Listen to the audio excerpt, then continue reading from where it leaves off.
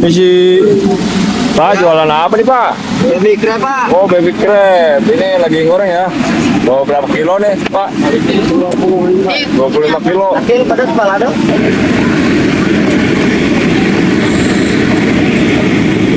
Goreng berapa lama nih Pak? 20 menit. Ah, boleh bungkus satu ah. Boleh. Asli ini ada di laut tak? Iya, Laut mana nih? Cirebon. Oh, Cirebon. Banyak benar ya. Dapat berapa bijinya kalau satu porsi? Ya paling berapa agak banyak sih. Oh, agak banyak. Iya. Enggak banyak banget ya. Ya.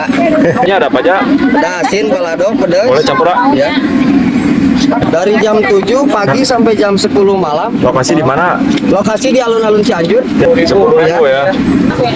Oke guys, kita cobain nih kepitingnya ya. Ini lebih enak kayaknya pakai kecap bango nih guys ya. Nih kita taburi dulu kecap bango ya. Ini yang sasetan ya, harga Rp3.000 ya. Kita taburkan di sini nih. Biar lebih manis. Kita cobain nih guys. Sebenarnya.